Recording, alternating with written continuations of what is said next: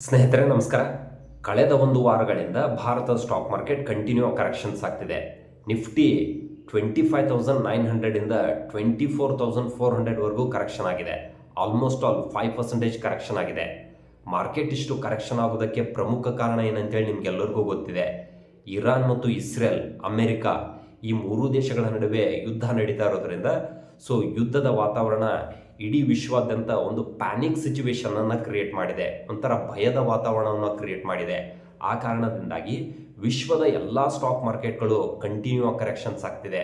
ಇವನ್ Bharat stock ಮಾರ್ಕೆಟ್ನೂ ಕೂಡ corrections ಆಗ್ತಿದೆ. ಸ್ನೇಹಿತರೆ, ಆಸ್ ಅ ಇನ್ವೆಸ್ಟರ್ಸ್ ಈ ಥರದ ಪರಿಸ್ಥಿತಿಗಳಲ್ಲಿ ನಾವು ಏನು ಮಾಡಬೇಕು, ಹಿಸ್ಟ್ರಿನಲ್ಲಿ ಯುದ್ಧಗಳು ನೋಡಿದಾಗ ಮಾರ್ಕೆಟ್ ಯಾವ ರೀತಿ ರಿಯಾಕ್ಟ್ ಮಾಡಿತ್ತು ಅನ್ನೋದನ್ನು ಒನ್ ಬೈ ಒನ್ ನೋಡ್ತಾ ಹೋಗೋಣ. ಸ್ನೇಹಿತರೆ, ವಿಡಿಯೋ ಸಖತ್ ಇಂಟ್ರೆಸ್ಟಿಂಗ್ ಆಗಿರುತ್ತೆ. ಕೊನೆವರೆಗೂ ಈ ವಿಡಿಯೋನ ತಪ್ಪದೆ ನೋಡಿ. Let's get started. ಸ್ನೇಹಿತರೆ, ನಾವು ಇತಿಹಾಸವನ್ನು ಗಮನಿಸಿದಾಗ, ಇತಿಹಾಸದ ಪುಟಗಳನ್ನು ತಿರುವಿ ನೋಡಿದಾಗ ಒಂದು ದೇಶ ಇನ್ನೊಂದು ದೇಶದ ಮೇಲೆ ಯುದ್ಧ ಮಾಡೋದು, ಈ ವಾರ್ ಆಗೋದು ಇದೆಲ್ಲವೂ ನಾರ್ಮಲ್ ಆಗಿತ್ತು. ಆದರೆ 19ನೇ ಶತಮಾನದ ನಂತರ ನಾಗರಿಕತೆ ಬೆಳೆದಂತೆಲ್ಲ, ಡೆಮೋಕ್ರೆಟಿಕ್ ಸಿಸ್ಟಮ್ ಜಾಸ್ತಿ ಆದಂತೆಲ್ಲ ಯುದ್ಧಗಳು ನಿಧಾನವಾಗಿ ಕಮ್ಮಿ ಆಗ ಸ್ಟಾರ್ಟ್ ಆದವು. ಆದರೂ ಕೂಡ 19ನೇ ಶತಮಾನದಲ್ಲಿ ವಿಶ್ವ ಎರಡು ದೊಡ್ಡ ಯುದ್ಧಗಳನ್ನು ನೋಡ್ತು. ಒಂದನೇದು ಬಂದ್ಬಿಟ್ಟು ಫಸ್ಟ್ ವರ್ಲ್ಡ್ ವಾರ್, ಎರಡನೇದು ಸೆಕೆಂಡ್ ವರ್ಲ್ಡ್ ವಾರ್. 1914ರಲ್ಲಿ ಇಡೀ ವಿಶ್ವ ಫಸ್ಟ್ ವರ್ಲ್ಡ್ ವಾರ್ನ ಫೇಸ್ ಮಾಡುತ್ತೆ. ಆ ಸಂದರ್ಭದಲ್ಲಿ ಎಲ್ಲ ದೇಶದ ಸ್ಟಾಕ್ ಮಾರ್ಕೆಟ್ಗಳು, especially US stock market 30% correction ಆಗುತ್ತೆ. ಈ 30% ಕರೆಕ್ಷನ್ ಆದಂಥ US ಮಾರ್ಕೆಟ್ ವಿದಿನ್ ಒಂದು ವರ್ಷದಲ್ಲೇ 1915ರಲ್ಲೇ ಮಾರ್ಕೆಟು ಮತ್ತೆ ದೊಡ್ಡ ಮಟ್ಟದಲ್ಲಿ ಕಂಬ್ಯಾಕನ್ನು ಮಾಡುತ್ತೆ. ಇನ್ನು 1939ರಲ್ಲಿ ಸೆಕೆಂಡ್ ವರ್ಲ್ಡ್ ವಾರ್ ಆಗುತ್ತೆ. ಆ ಸಂದರ್ಭದಲ್ಲಿ US ಮಾರ್ಕೆಟ್ 35% ಕರೆಕ್ಷನ್ ಆಗುತ್ತೆ. ವಾರ್ ನಡೀತಿರೋ ಸಂದರ್ಭದಲ್ಲಿ ಅಮೆರಿಕನ್ ಸ್ಟಾಕ್ ಮಾರ್ಕೆಟನ್ನು ಸ್ವಲ್ಪ ದಿನದವರೆಗೂ ಶಟ್ ಡೌನ್ ಮಾಡಿರ್ತಾರೆ. 1941-42ರಲ್ಲಿ US ಮಾರ್ಕೆಟ್ ಮತ್ತೆ ದೊಡ್ಡ ಮಟ್ಟದಲ್ಲಿ ಕಂಬ್ಯಾಕನ್ನು ಮಾಡುತ್ತೆ. ಈ ರೀತಿ ಇಡೀ ವಿಶ್ವಾದ್ಯಂತ ಗ್ಲೋಬಲ್ ವಾರ್ಗಳು ನಡೆದಾಗ, ವಿಶ್ವ ಯುದ್ಧಗಳು ನಡೆದಾಗ ಎಲ್ಲ ಸ್ಟಾಕ್ ಮಾರ್ಕೆಟ್ಗಳು ಕರೆಕ್ಷನ್ ಆಗಿದ್ದು ಮತ್ತೆ ಕಂಬ್ಯಾಕ್ ಮಾಡಿ ಇನ್ವೆಸ್ಟರ್ಸ್ಗೆ ಹೆಚ್ಚು ವೆಲ್ತನ್ನು ಕ್ರಿಯೇಟ್ ಮಾಡಿಕೊಟ್ಟಿದ್ದಾವೆ. ಸ್ನೇಹಿತರೆ, ವರ್ಲ್ಡ್ ವಾರ್ 1 ಮತ್ತು 2 ನಡೆದಾಗ ಇಡೀ ವಿಶ್ವವೇ ಒಂಥರ ಭಯದ ಕಾರ್ಮೋಡದಲ್ಲಿ ಬದುಕ್ತಾ ಇತ್ತು. ಯುದ್ಧದ ವಾತಾವರಣ ಸೃಷ್ಟಿಯಾಗಿತ್ತು. ಅವಾಗಲೂ ಕೂಡ ಮಾರ್ಕೆಟ್ ಕರೆಕ್ಷನ್ ಆಗಿ ದೊಡ್ಡ ಮಟ್ಟದಲ್ಲಿ ಕಂಬ್ಯಾಕ್ ಮಾಡಿದ್ದಾವೆ. ಆದರೆ ಸದ್ಯದ ಪರಿಸ್ಥಿತಿಯನ್ನು ನಾವು ಗಮನಿಸಿದಾಗ ಇಲ್ಲಿ ಯುದ್ಧ ನಡೀತಾ ಇರೋದು ಕೇವಲ ಒಂದು 2-3 ದೇಶಗಳಿಗೆ ಮಾತ್ರ. ಈ ಯುದ್ಧ ಎಂಟೈರ್ ವರ್ಲ್ಡವನ್ನು ಆವರಿಸಿಲ್ಲ. ಅದಕ್ಕೋಸ್ಕರ ನಾವು ತುಂಬ ಪ್ಯಾನಿಕ್ ಆಗುವಂಥ ಅವಶ್ಯಕತೆ ಏನಿಲ್ಲ. ಈ ಸದ್ಯಕ್ಕೆ ಈ 2-3 ದೇಶಗಳಲ್ಲಿ ಯುದ್ಧ ನಡೀತಾ ಇರೋದು ಗ್ಲೋಬಲ್ ಸಪ್ಲೈ ಚೈನ್ ಮೇಲೆ, ಕ್ರೂಡ್ ಆಯಿಲ್ ಮೇಲೆ ಸ್ವಲ್ಪ ನೆಗೆಟಿವ್ ಇಂಪ್ಯಾಕ್ಟ್ ಆಗಿರೋದ್ರಿಂದ ಸ್ಟಾಕ್ ಮಾರ್ಕೆಟ್ಗಳು ಸದ್ಯಕ್ಕೆ ಸ್ವಲ್ಪ ಕರೆಕ್ಷನ್ಸ್ ಆಗ್ತಿದ್ದಾವೆ. ಹೋಗ್ತಾ ಒಂದು 2 ತಿಂಗಳು ಅಥವಾ 3 ತಿಂಗಳಲ್ಲಿ ಎಲ್ಲವೂ ನಾರ್ಮಲೈಸ್ ಆಗಿ ಮತ್ತೆ ಮಾರ್ಕೆಟ್ ಕಂಬ್ಯಾಕ್ ಮಾಡುವಂಥ ಲಕ್ಷಣಗಳು ಹೆಚ್ಚಾಗಿದ್ದಾವೆ. ಸ್ನೇಹಿತರೆ, ಏನಿವಾಗ ಇರಾನ್ ಮತ್ತು ಇಸ್ರೇಲ್ ನಡುವೆ ಯುದ್ಧ ನಡೀತಾ ಇದೆಯಲ್ಲ, ಈ ಯುದ್ಧ ಜಸ್ಟ್ ಒಂದು 2-3 ವರ್ಷದ ಹಿಂದೆನೂ ಒಂದ್ಸಲ ನಡೆದಿತ್ತು. ಆವಾಗಲೂ ಕೂಡ ಮಾರ್ಕೆಟು ಒಂದು 7-8%ವರೆಗೂ ಕರೆಕ್ಷನ್ ಆಗಿ ಒಂದು ತಿಂಗಳದಲ್ಲೇ ಕಂಬ್ಯಾಕ್ ಮಾಡಿತ್ತು. ಇನ್ನು ರಷ್ಯಾ ಮತ್ತು ಯುಕ್ರೇನ್ ನಡುವೆ 2022ರಲ್ಲಿ ಯುದ್ಧ ಆಯಿತು. ಆವಾಗ ಮಾರ್ಕೆಟ್ 15% ಕರೆಕ್ಷನ್ ಆಯಿತು. ಆವಾಗಲೂ ಕೂಡ ಕಂಬ್ಯಾಕ್ ಮಾಡಿತು. ಇವಾಗಲೂ ಕೂಡ ಮಾರ್ಕೆಟ್ ಏನು ಒಂದು 5% ಕರೆಕ್ಷನ್ ಆಗಿದೆ. ಈ ಕರೆಕ್ಷನ್ ಆಗಿರುವಂಥ ಮಾರ್ಕೆಟು ಒಂದು 15 ದಿನ ಆಗ್ಬೋದು, ಒಂದು 20 ದಿನ ಆಗ್ಬೋದು, ಅಥವಾ 1 ತಿಂಗಳು ಅಥವಾ 2 ತಿಂಗಳಲ್ಲಿ ಕಂಬ್ಯಾಕ್ ಮಾಡಿ ಇನ್ವೆಸ್ಟರ್ಸ್ಗೆ ಮತ್ತು ಹೆಚ್ಚು ಗ್ರೋತನ್ನು ಮಾಡಿಕೊಡುತ್ತೆ. ಅದಕ್ಕೋಸ್ಕರ ಇವಾಗ ಪ್ಯಾನಿಕ್ ಆಗುವಂಥ ಅವಶ್ಯಕತೆ ನಿಮಗಿಲ್ಲ. ಸ್ನೇಹಿತರೆ, ಸದ್ಯದ ಪರಿಸ್ಥಿತಿಯಲ್ಲಿ ಏನಿವತ್ತು ಮಾರ್ಕೆಟ್ ಕರೆಕ್ಷನ್ ಆಗ್ತಿದೆ ಬಿಕಾಸ್ ಆಫ್ ವಾರ್, ಸುಮಾರು ಜನ ಟಿವಿಗಳಲ್ಲಿ ಮತ್ತು ಸೋಷಿಯಲ್ ಮೀಡಿಯಾಗಳಲ್ಲಿ ಇದನ್ನು ನೆಗೆಟಿವ್ ಆಗಿ ಸ್ಪ್ರೆಡ್ ಮಾಡ್ತಾರೆ. ಇನ್ವೆಸ್ಟರ್ಸು ಅಷ್ಟು ದುಡ್ಡನ್ನು ಕಳ್ಕೊಂಡ್ರು, ಅಷ್ಟು ಲಾಸ್ ಆಯಿತು ಅಂತೇಳಿ ಸುಮ್ಮನೆ ನೆಗೆಟಿವ್ ಆಗಿ ವಿಷಯವನ್ನು ಸ್ಪ್ರೆಡ್ ಮಾಡ್ತಾರೆ.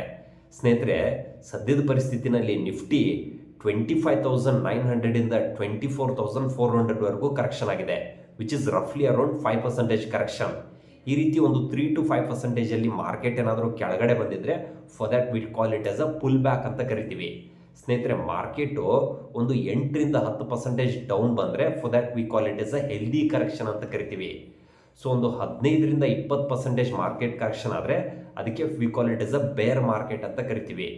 ಒಂದು 20-30% ಕರೆಕ್ಷನ್ಸ್ ಏನಾದರೂ ಆಯಿತು ಅಂತಂದರೆ ಮಾರ್ಕೆಟ್ ಕ್ರ್ಯಾಶ್ ಅಂತ ಕರಿತೀವಿ. ಕೋವಿಡ್ ಇರ್ಬೋದು, ಆ ಸಂದರ್ಭದಲ್ಲಿ ಮಾರ್ಕೆಟು 30-40% ಕರೆಕ್ಷನ್ ಆಗಿತ್ತು.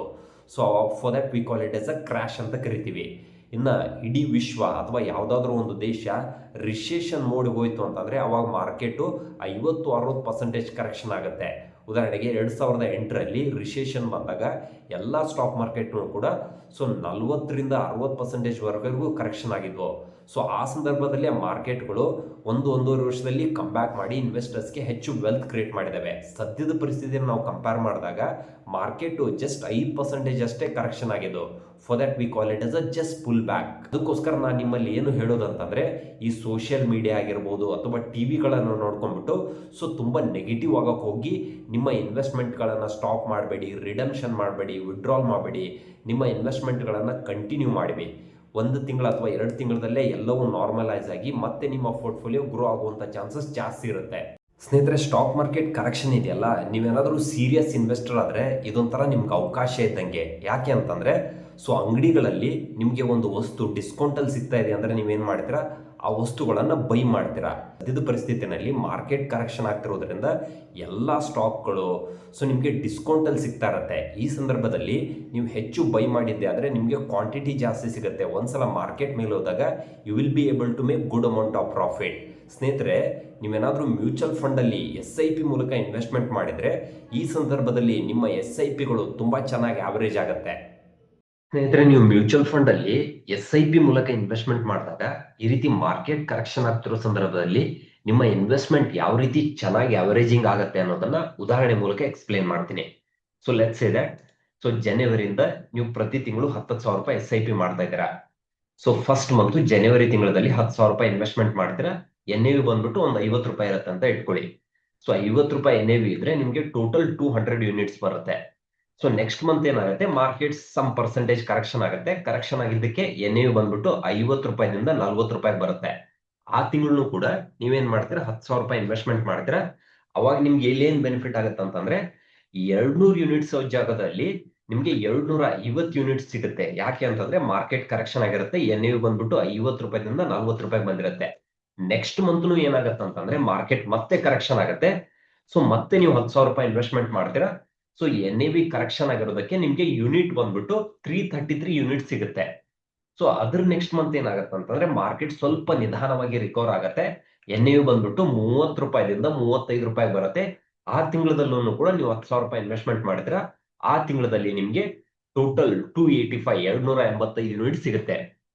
4 ತಿಂಗಳಲ್ಲಿ ನೀವು ಟೋಟಲ್ ಇನ್ವೆಸ್ಟ್ಮೆಂಟ್ ಮಾಡಿರೋ ಅಮೌಂಟ್ ಬಂದ್ಬಿಟ್ಟು 40,000.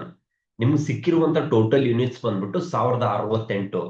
ಇಲ್ಲಿ ಸೊ ನಿಮ್ಗೇನು NAV ಒಂದ್ಸಲ 50 ರೂಪಾಯಿ ಇತ್ತು, ಒಂದ್ಸಲ 40 ರೂಪಾಯಿ ಇತ್ತು, ಒಂದ್ಸಲ 30 ಇತ್ತು, 35 ಇತ್ತು. ಈ 4 ತಿಂಗಳಲ್ಲಿ ನೀವೇನ್ ಪರ್ಚೇಸ್ ಮಾಡಿದಿರಲ್ಲ, ಇದೆಲ್ಲವನ್ನ ಆವರೇಜ್ ಮಾಡಿದ್ರೆ ನಿಮ್ಗೆ ಆವರೇಜ್ ಪರ್ಚೇಸಿಂಗ್ ಪವರ್ ಎಷ್ಟು ಸಿಗುತ್ತೆ ಅಂತಂದ್ರೆ, ಸೊ 37ಗೆ ನಿಮ್ಗೆ ಆವರೇಜ್ ಆಗಿ ಬೈ ಆದಂಗ ಆಗತ್ತೆ. ಒಂದು ವೇಳೆ ಮಾರ್ಕೆಟ್ ಏನಾದ್ರು ಮತ್ತೆ ಸೊ ಈ 37 ಇಂದ 50 ರೂಪಾಯಿಗೆ ಏನಾದ್ರು ಹೋಯ್ತು ಅಂತಂದ್ರೆ 50 ರೂಪಾಯಿ ಇಂಟು ನಿಮ್ಮಲ್ಲಿರುವಂತ ಟೋಟಲ್ ಯೂನಿಟ್ಸ್ ಬಂದ್ಬಿಟ್ಟು 1068 ಯೂನಿಟ್ಸ್ ಇದೆ. ಇದನ್ನ ಮಲ್ಟಿಪ್ಲೈ ಮಾಡಿದ್ರೆ ಟೋಟಲ್ ಬರುವಂತ ಅಮೌಂಟ್ ಬಂದ್ಬಿಟ್ಟು 53,400. ಸೊ ನೀವು ಇನ್ವೆಸ್ಟ್ಮೆಂಟ್ ಮಾಡಿರೋದು 40,000, ನಿಮ್ಗೆ ಇಲ್ಲಿ ಟೋಟಲ್ ಗೇನ್ ಆಗಿರೋದು 53,400, 13,000 ರೂಪಾಯಿ ಪ್ರಾಫಿಟ್ ಆಯ್ತು. ಈ ರೀತಿ ಮಾರ್ಕೆಟ್ ಕೆಳಗಡೆ ಹೋಗ್ತಿರೋ ಸಂದರ್ಭದಲ್ಲಿ ನೀವೇನಾದ್ರೂ SIP ಮೂಲಕ ಇನ್ವೆಸ್ಟ್ಮೆಂಟ್ ಮಾಡ್ತಾ ಇದ್ರೆ ನೀವು ಖುಷಿ ಪಡಬೇಕು. ಯಾಕಂತಂದ್ರೆ ಆ ಸಂದರ್ಭದಲ್ಲಿ ನಿಮ್ಗೆ ಯೂನಿಟ್ಸ್ ಜಾಸ್ತಿ ಸಿಗುತ್ತೆ. ಮಾರ್ಕೆಟ್ ಮೇಲೆ ಹೋದಾಗ you will be able to make good amount of profit. ಸ್ನೇಹಿತರೆ, ಮಾರ್ಕೆಟ್ ಕೆಳಗಡೆ ಹೋಗ್ತಿರೋ ಸಂದರ್ಭದಲ್ಲಿ SIPಗಳು ಯಾಕೆ ನಿಮ್ಗೆ ಹೆಚ್ಚು ಬೆನಿಫಿಟ್ ಮಾಡ್ಕೊಡುತ್ತೆ, ಯಾಕೆ ನಿಮ್ಗೆ ವೆಲ್ತ್ ಕ್ರಿಯೇಷನ್ ಮಾಡ್ಕೊಡುತ್ತೆ ಅಂತಂದ್ರೆ, NAVಗಳು ಫಾಲ್ ಆಗುತ್ತೆ, you will get more units. So market recover ಆದಾಗ you will be able to make good amount of profit. So ಅದಕ್ಕೋಸ್ಕರ ನೆಕ್ಸ್ಟ್ ಟೈಮ್ ಮಾರ್ಕೆಟ್ ಕರೆಕ್ಷನ್ ಆಗ್ತಿರೋ ಸಂದರ್ಭದಲ್ಲಿ ನೀವೇನಾದ್ರೂ SIP ಇನ್ವೆಸ್ಟರ್ಸ್ ಆದ್ರೆ ಯಾವುದೇ ಕಾರಣಕ್ಕೂ ಪ್ಯಾನಿಕ್ ಆಗೋಕ್ ಹೋಗ್ಬೇಡಿ. ಆ ಸಂದರ್ಭದಲ್ಲಿ ನಿಮ್ಗೆ ಇನ್ನೂ ಹೆಚ್ಚು ಬೆನಿಫಿಟ್ ಸಿಗಬೇಕು ಅಂತಂದ್ರೆ ನೀವ್ ಏನ್ ಮಾಡ್ಬೇಕು ಅಂತಂದ್ರೆ, ನಿಮ್ಮ ಹತ್ರ ಒಂದು 10,000, 15,000 ಅಥವಾ ಮಿನಿಮಮ್ ಒಂದು 5,000 ರೂಪಾಯಿ ಇದ್ರೂ ಕೂಡ ಎಕ್ಸ್ಟ್ರಾ ನೀವು ಲಂಸಮ್ ಅನ್ನ ಮ್ಯಾನ್ಯುವಲ್ ಆಗಿ ಇನ್ವೆಸ್ಟ್ಮೆಂಟ್ ಮಾಡಿದ್ರೆ ಸೊ ನಿಮ್ಗೆ ಒಂದು ಒಳ್ಳೆ ಗ್ರೋತ್ ಆಗುವಂತ ಚಾನ್ಸಸ್ ಜಾಸ್ತಿ ಇರುತ್ತೆ. ಆದ್ರೆ ಸುಮಾರು ಜನ ಸೊ ಮಾರ್ಕೆಟ್ ಕರೆಕ್ಷನ್ ಆಗ್ತಿರೋ ಸಂದರ್ಭದಲ್ಲಿ ತುಂಬಾ ಪ್ಯಾನಿಕ್ ಆಗ್ಬಿಟ್ಟು SIPಗಳನ್ನ ಸ್ಟಾಪ್ ಮಾಡ್ತಾರೆ, ರಿಡಮ್ಷನ್ ಮಾಡ್ತಾರೆ, ವಿಡ್ರಾಲ್ ಮಾಡ್ತಾರೆ. ಸೊ ಲಾಂಗ್ ಟರ್ಮ್ ಗ್ರೋತ್ ಅನ್ನ ಮಿಸ್ ಮಾಡ್ಕೋತಾರೆ.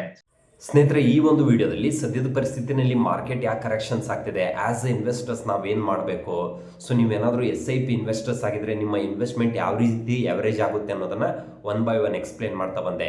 ಸ್ನೇಹಿತರೆ, ಈ ವಿಡಿಯೋ ನಿಮಗೆ ಇಷ್ಟ ಆದರೆ ತಪ್ಪದೇ ಸಬ್ಸ್ಕ್ರೈಬ್ ಮಾಡಿ, ನಿಮ್ಮ ಸ್ನೇಹಿತರೊಂದಿಗೆ ಈ ವಿಡಿಯೋನ ಶೇರ್ ಮಾಡಿ. ಸ್ನೇಹಿತರೆ, ನಿಮಗೆ ಮ್ಯೂಚುವಲ್ ಫಂಡ್ ಇನ್ವೆಸ್ಟ್ಮೆಂಟ್ ಬಗ್ಗೆ ಅಥವಾ ನಿಮ್ಮ ಸ್ಟಾಕ್ ಪೋರ್ಟ್ಫೋಲಿಯೋ ಬಗ್ಗೆ ನನ್ನ ಕಡೆಯಿಂದ 1-to-1 ಸಪೋರ್ಟ್ ಬೇಕು ಅಂತಂದರೆ ಕೆಳಗಡೆ ಕಾಣ್ತಿರುವಂಥ ವಾಟ್ಸಪ್ ನಂಬರಲ್ಲಿ ನನ್ನನ್ನು ರೀಚ್ ಮಾಡಿ, ಡೆಫಿನೆಟ್ ಆಗಿ ನಿಮ್ಗೆ ಹೆಲ್ಪ್ ಮಾಡ್ತೀನಿ. Thank you so much.